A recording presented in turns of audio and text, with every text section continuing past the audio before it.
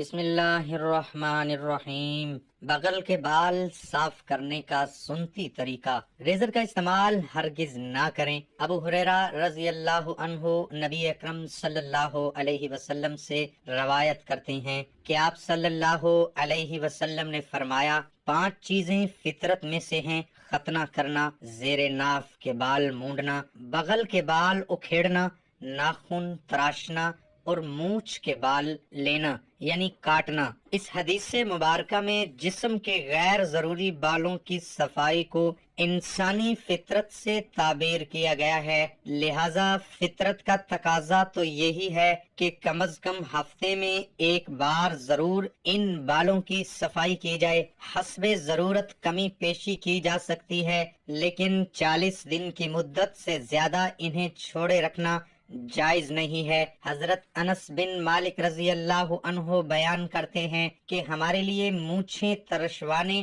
ناخن کاٹنے، بغلوں کے اور زیر ناف بال صاف کرنے کی زیادہ سے زیادہ مدت 40 دن مقرر کی گئی ہے، اور زیر ناف بالوں کی صفائی اور غسل کے ذریعے پورے بدن کی صفائی ہفتے میں ایک مرتبہ کرے۔ اگر نہ کر سکے تو ہر 15 دن بعد کرے، اور 40 دن کے بعد کوئی عذر قبول نہیں ہوگا، لہذا ہفتے میں ایک مرتبہ کرنا افضل، اور 15 دن میں ایک بار کرنا اوسطاً، اور 40 دن میں ایک مرتبہ کرنا بعید کا درجہ ہے، اور 40 دن کے بعد عذر قبول نہیں اور وعید کا مستحق ہوگا، اور 40 دن کے بعد کوئی عذر قبول نہیں اور وہ وعید کا مستحق ہوگا۔ مزید فرماتے ہیں، زیر ناف بالوں کی صفائی ناف کے نیچے سے شروع کرے، اور اگر بالوں کی صفائی کے لیے نورا پاؤڈر یا کریم کا استعمال کرے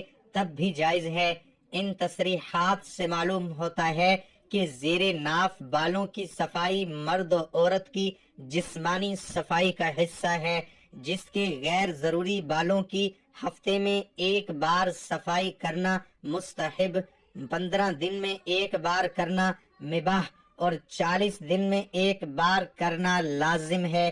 اس سے زائد عرصہ کی ممانعت ہے۔ 40 دن سے زائد عرصے تک جسم کے غیر ضروری بالوں کو چھوڑے رکھنا مکروہ تحریمی ہے۔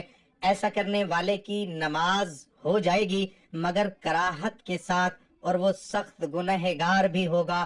زیر ناف کا لفظ کنایا کے طور پر استعمال کیا جاتا ہے۔ حدیث میں ان بالوں کے لیے عانہ کا لفظ استعمال ہوا ہے، یعنی عورت کی شرمگاہ کے گرد اگنے والے بال۔ عانہ دراصل اس ہڈی کو کہتے ہیں جس پر یہ بال اگتے ہیں، لہذا زیر ناف بالوں کو کاٹنے کی حد یہی ہے کہ صرف اس جگہ کے بال کاٹے جائیں جہاں عموماً عورتوں کے بھی بال ہوتے ہیں، اس سے تجاوز نہ کریں۔ عورت کا نام اس مسئلے میں اس وجہ سے لیا جاتا ہے کہ مرد کے تو عموماً تمام بدن پر ہی بال ہوتے ہیں، جبکہ عورت کے صرف اس مخصوص حصے پر، یا پھر آپ اپنے پیٹ کے نچلے حصے کو دبا کر دیکھیں تو اس ایک ہڈی محسوس ہوگی، بس جہاں سے اس ہڈی کا آغاز ہوتا ہے وہیں سے بال کاٹنے کی ابتدا کریں، کیونکہ یہی ہڈی عانہ کہلاتی ہے، اور اس پر اگنے والے بالوں کو بھی عانہ کہتے ہیں۔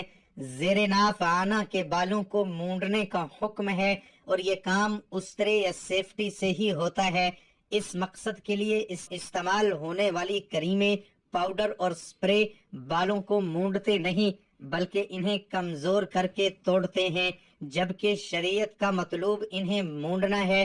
اسی طرح بغلوں کے بالوں کو شریعت نے اکھیڑنے کا حکم دیا ہے، لہذا انہیں کھینچ کر جڑ سے اکھیڑا جائے۔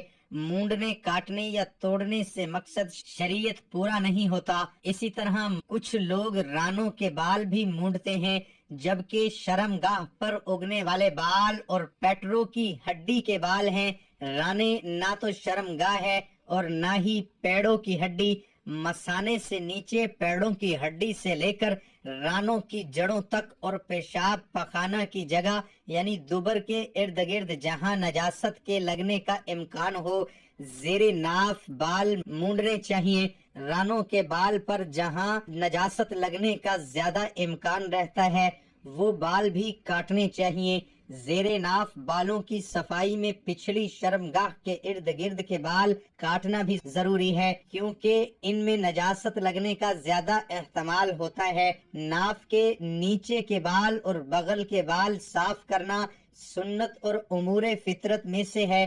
ہفتے میں ایک مرتبہ صفائی کرنا مستحب اور خاص جمعہ کے دن اس کا اہتمام کرنا باعث فضیلت ہے۔ 15 دن کی تاخیر سے کرنا بھی جائز ہے، لیکن 40 دن سے زائد چھوڑے رکھنا مکروہ تحریمی ہے۔ جو شخص ان بالوں کو 40 دن کے اندر صاف نہیں کرے گا وہ گنہگار ہوگا۔